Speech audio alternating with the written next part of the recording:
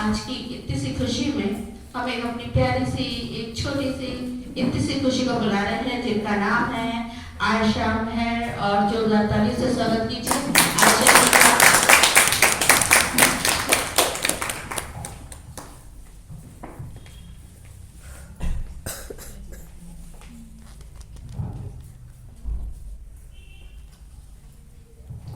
सभी को मेरा नमस्कार। मैंने माँ पे एक ख्याल लिखा था जो कि ऐसी स्टोरी भी नहीं है ना ही पोएट्री है, ऐसी सुन लीजिएगा ख्याल।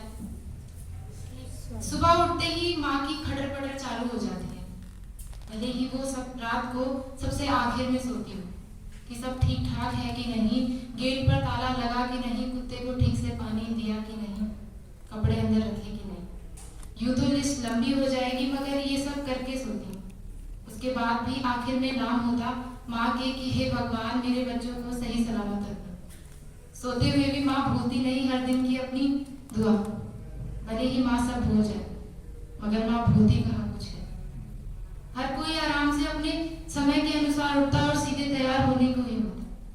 माँ को भले ही कहीं जाना ना होता मगर सबसे पहले उठ माँ नाश्ता तैयार कर देती, पौधों को पानी दे देती, पानी भर देती, और शायद जो काम मुझे पता भी ना हो वो भी कर लेती। सबकी अपनी रेस हो रही होती है और जाने क्यों माँ हर किसी की रेस में भाग रही होती है। किसी की टाई गुम गई होती है तो किसी की शर्ट नहीं मिल रही होती। माँ को तो सच में सबने सुपरमैन समझ लिया, मानो माँ को हर पते का पता हो। पापा अपने समाचारों में उलझे होते और फिर वो भी अपनी रेस में दौड़ने को तैयार होते। माँ सबके टिफिन पैक करती और सबको पकड़ाती, और इतना सब होने के बाद भी सबको नाश्ता करवाती, और उसमें सभी के कुछ न कुछ नखरे होते कि माँ क्या नाश्ता बनाया है, माँ मेरा मन नहीं है, मेरा दिमाग मत खराब करो। और अंत में उनके जाने के बाद भी यही फिक्र होती कि आज किसी ने नाश्ता नहीं किया वगैरह वगैरह। माँ तुम माना माँ हो, पर तुम खुद को क्यों ये याद नहीं दिलाती कि तुम एक मनुष्य भी हो। क्यों एक माँ होने के लिए क्या खुद को भूल जाना सही है? और इतना सब करने के बाद भी जब कोई आपके त्याग को न समझता हो तो क्या वो सही है? मैं सच मानूं समझ नहीं पाती।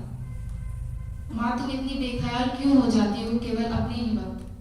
आखिर में जब माँ सोने को होती तो तब शरीरी हालत याद आती कि काम के वक्त भले ही माँ को कुछ याद ना आता, मगर अंत में शायद जब शरीर ही माँ को याद दिलाता कि कभी मेरी हालत पर भी गौर कर लिया करो। पर माँ सुनती कहाँ मुझे, उसे भी माँ चुपचाप करा देती।